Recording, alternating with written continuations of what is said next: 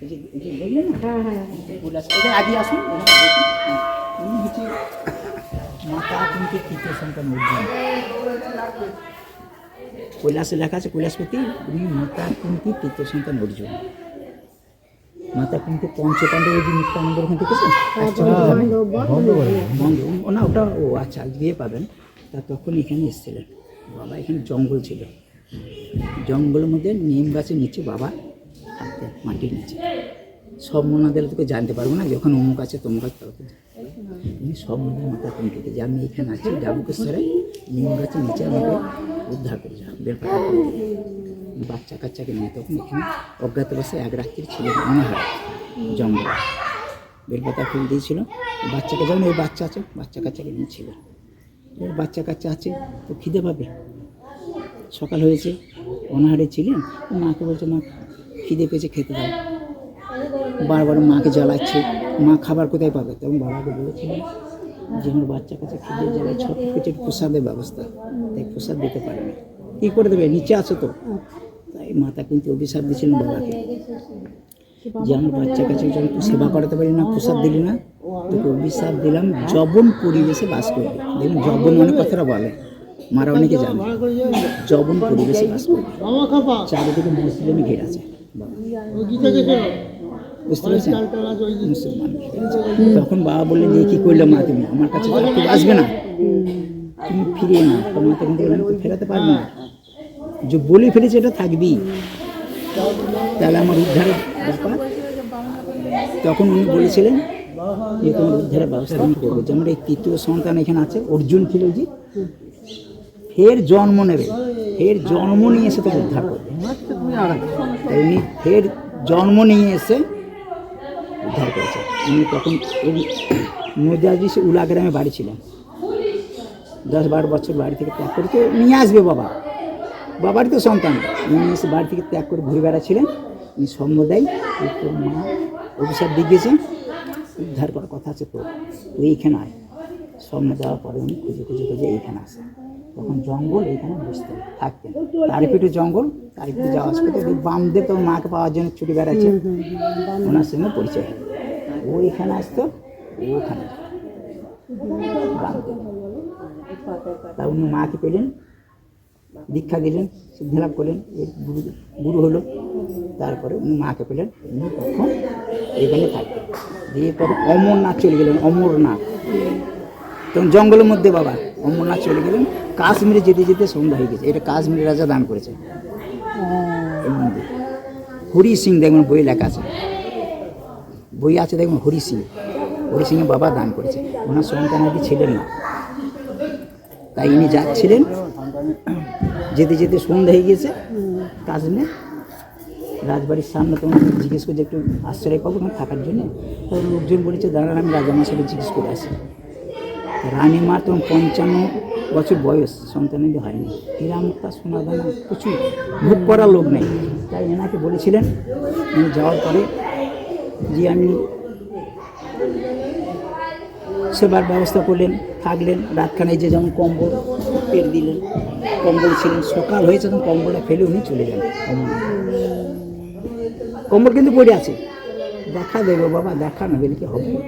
তখন ও লোকজন এসে দেখে সাধু বাবা মনে হয় চলে গিয়েছে, কম্বলটা তুলে রাখছি, আমি তুলে রাখবো তো, লোকজন তুলে রাখছে, তার কম্বলটা তুলতে পারেনি।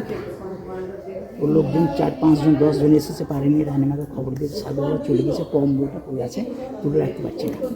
তো রাজাও চলে এসে রানীমা, তখন রানীমা রাজা দিচ্ছে আমার বাড়িতে কে এসেছিল, ধরতে পারলাম না কে। তারপরে উনি যখন কাজ সারার পরে কিছুদিন পরে তখন ঢুকে পড়েছে, এই যে আমরা ঢুকে পড়লেন মন্দির, উনি ঢুকে পড়ে তখন কম্বলটা ঝেড়ে ঘাড়ে তুলে দেবে, তো তুলবি। তখন লোকজন দেখেছে, রানীবার খবর দিয়েছে, ছোটো সাধু এসে চলে যাচ্ছে, যেতে দিন না আটকান, এসে পায়ে তখন জড়িয়ে ধরছে, বাবা কি আপনি বলুন। সাধু দেখলে তো আমরা বলি যে হাত দেখুন, ছেলে বাচ্চা আসবে না দেখুন, চাকরি হবে না দেখুন।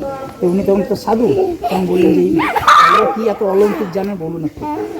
তখন বললেন কি চান আপনি?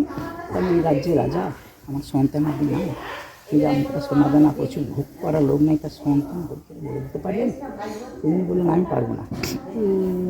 ডাবুকেশ্বরে ওই যে বাবার নাম ওইটা, ওই যে মোটা লেখা লেখা আছে না, ওইটা বাবার নাম। তা ওই নামে একটা যজ্ঞ করবো, হরিহর যজ্ঞ করে বলে দেবো সন্তান হবে কিনা। যজ্ঞ করেছিল, যজ্ঞ করে পরে বলে দিয়েছিল যে 1 বছর পর পুত্র সন্তান।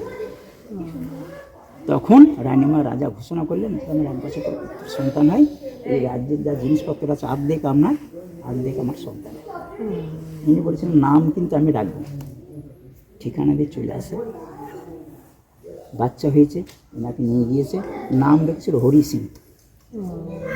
তখন উনি বলেছিলেন যে তাহলে এবার বিশেষ সম্পত্তি নিয়ে না, কথা হয়ে আছে কী হবে, বাবার নাম যজ্ঞ করা আছে, নিচে আছে।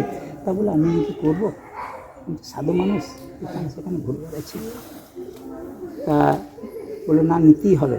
তা যদি দিতে ইচ্ছুক হন তাহলে বাবা নিচে আছে ডাবুকেশ্বরে মাটির নিচে ওনার মন্দির বানিয়ে, তাই ওনার বাড়ির পেটানে মন্দির, কাশ্মীর রাজার বাড়ির পেটানে। এই বহু হিস্ট্রি, বহু হিস্ট্রি, এই বিশাল ব্যাপারে বাবা। এই যে মুসলিমরা এখন অত্যাচার করতে গেলে সব ভেঙে গিয়েছে। বলছি বেল গাছটা আপনি আপনি হয়েছে না, লাগিয়েছে ওরা। হ্যাঁ ওরা লাগিয়েছে, কারা? এই যে ওরা বান্ধবটা কৈলাসপতি, কৈলাসপতি উনি 180 কে লাগিয়েছিল? ওরাই লাগিয়েছে। ওরাই তো এখানে সাধারণত তখন তো জঙ্গল ছিল, ভেঙে লাগাতে আগে থেকে হবে কি করে? একটাও কাটা নেই না, কাঠে কী করে থাকবে? উনি 180 বছর উনি বেঁচে ছিলেন। উনি যে পদ্ম পাতার উপরে হাঁটতেন জলে, উনি কে? 180 বছর? ওই তো লেখা আছে বাবা, বডি তো লেখা আছে, ওই যে সব লেখা আছে।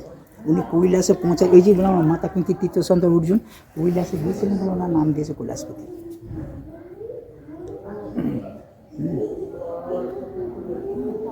বিশাল ব্যাপার। এই যে মুসলিম এগুলো সব ভেঙে দিয়েছিল। এই যে এইটা কুয়াটা আর এইটা স্মৃতি এখন আছে, সব নতুন করে হয়েছে। এই দুটো কিন্তু হয়, মুসলিমরা অত্যাচার করতো তখন, ফাঁকা থাকতে দিকে চলে আসতো। এখন মুসলিমরা পুজো দিয়ে যায়। কেন দিয়ে যায় পুজো?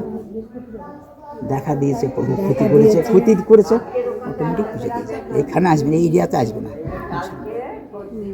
যাক অনুষ্ঠান হয় পারলে তখন আসবেন, আর এমনি চলে এলে আসবেন এখানে বড় অনুষ্ঠান হয়।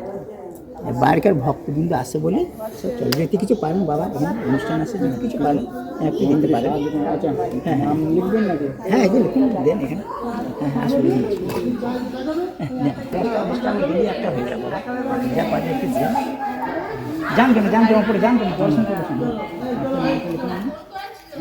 নামটা নাম যদি কিছু পারেন দেবেন গো বাবা, কাজ জন্য। আচ্ছা দান।